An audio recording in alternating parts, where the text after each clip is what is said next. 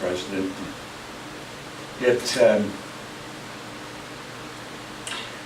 We start our day in our company with an exercise in gratitude and just thank God for everything that we have. And we always have a long list of things that we're grateful for. I was sitting there listening to your remarks, Mr. President, and I was grateful I came here. I had not been here before. I had a couple of pictures of the school, but they weren't very good pictures, so I really didn't know what I was coming to. But I know Christine. I've known her a long time, but I know her fairly well.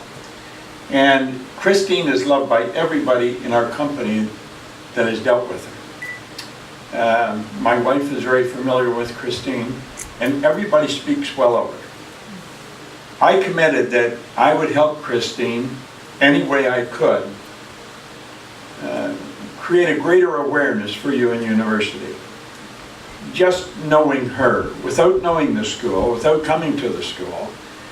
And I think that speaks very well for her.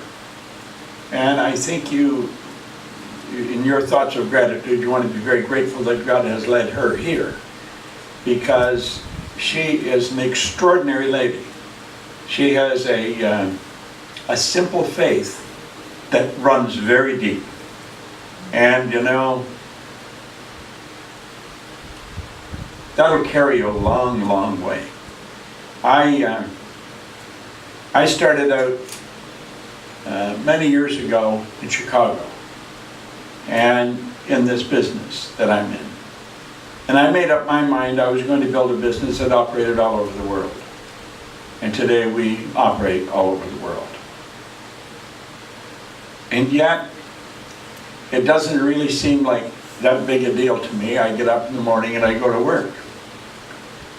And if I run into any problems, I go back to work.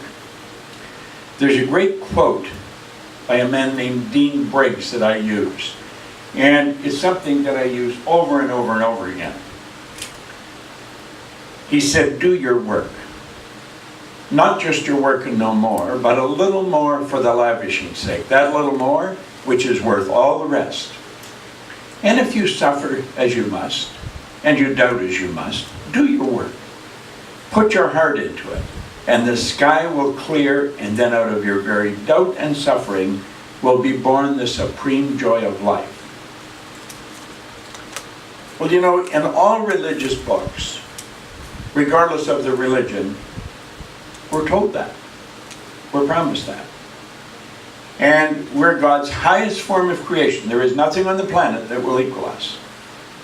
God has created us in His image and blessed us with mental faculties beyond the scope of our imagination.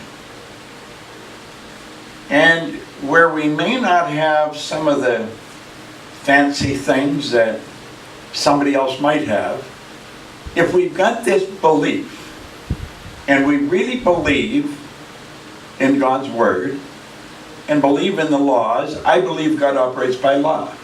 I don't think it's an accident that when you plant a seed, a plant appears. That all happens by law. Where I come from, in the fall, the leaves fall off the tree. But they all come back again in the spring. The night follows the day. When the tide goes out, the tide comes in. This is all an expression of law. And I see the law as God's modus operandi. It's how everything's done.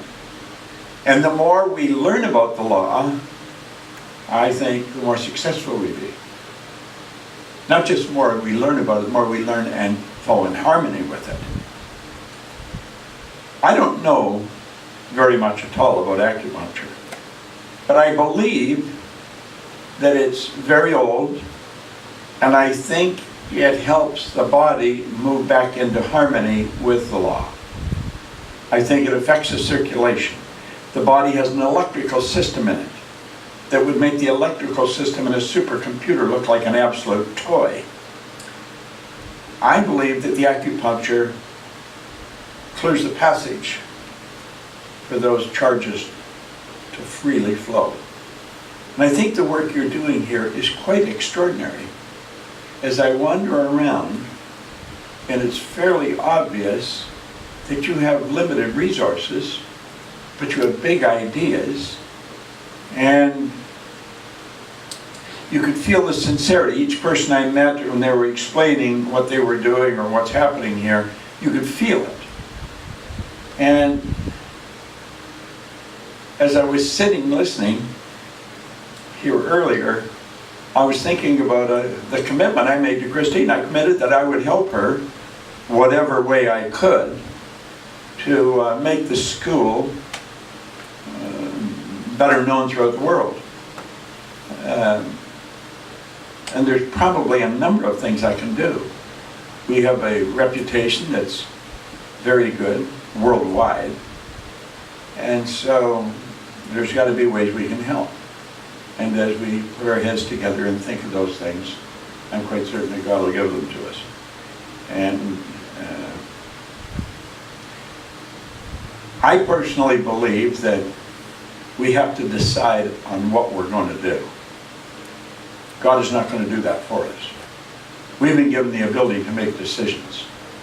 I often mention that all the little creatures on the planet are completely at home in their environment.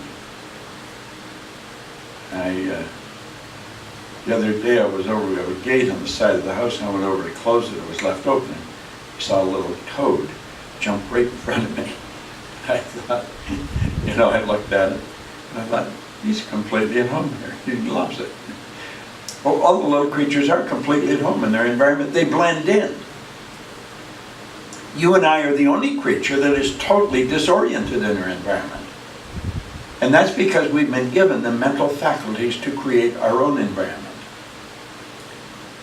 And I think what's needed here, I believe, is a very clear picture of what it is that everyone's working toward, what you want to build. And I believe if you build that picture very clear in your mind, then the school, the facilities, accreditation, everything like that will happen. Because that's the way the law works. And 2 years, 5 years, 10 years now, when you look back at what happened, you say, wow, how did that happen? Well, it all happened according to law, but it happened first and foremost because you decided that it would happen. God is not going to give you the plan on paper. You've got to put it on paper. God is not going to find the building. You've got to find the building. We've been given the ability to dream, to build images in our mind. Everything we have, I think of these little things. I can hit a button, take your picture, hit a button, and that picture's omnipresent. It's all evenly present in all places at the same time. If you were in Kuala Lumpur or Kota Kinabalu, and I send it to you, you'd get it. But by the same token, if you had left there and gone to Buenos Aires, you would still get it. It wouldn't matter where you were, you'd get the picture. Well, that is because we used our marvelous mind and figured out how to do that. I was in the hotel this morning, and there's something wrong with my computer. I don't know what it is, but we have an IT guy that's going to be coming, and he'll fix it for me. But I said, it doesn't really matter because I got my phone. And everything I'm using the computer for, I use the phone for. Well, it was our mind that built all this, and working in harmony with the law. I believe you're doing really good work here. And it's ancient work, most of it, that it's been around for a long time because it works. As we were talking about acupuncture, they can start to hear, start to talk. That would be like a miracle to them. Voltaire said miracles are words, or miracle is a word that we invented to express the known effects of unknown causes. When we don't know how it happened, we'll say it's a miracle, or it's luck. No. It's working in harmony with the law. It's bringing the body back into harmony with God's laws. And when we do that, the body works fine. I started to study this material in 1961. I've become absolutely fascinated just studying why we're able to do what we do, what makes us tick, who are we. And it is absolutely amazing. The more you study, the more fascinated you become. I'm more fascinated now than I was 55 years ago. And if I live for another 55 years, I'll probably be even more fascinated. I was 82 on my last birthday, here about a month ago. I've got as much energy as people 42. And I think that's because of the ideas that I entertain. And if we've got a big idea in our mind, God will give us the power to execute it.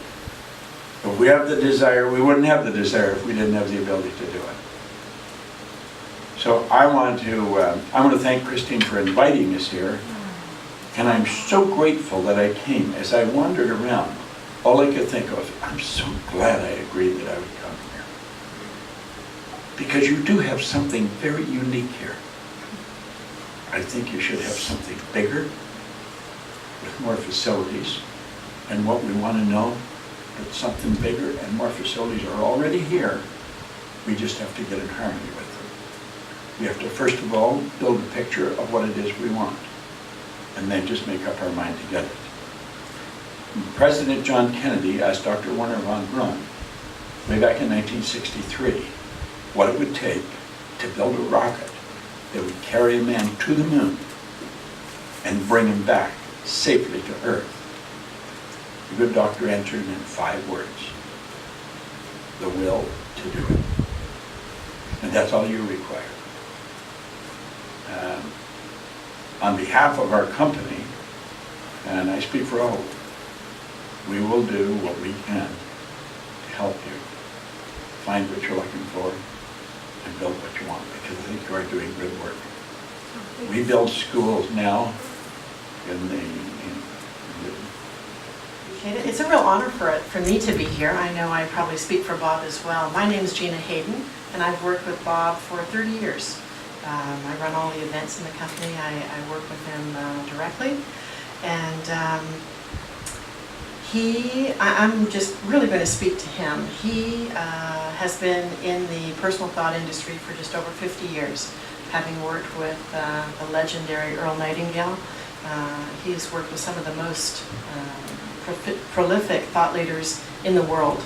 And but what makes our programs unique is that Bob teaches about the mind and how it operates to get the results we want or the results we don't want.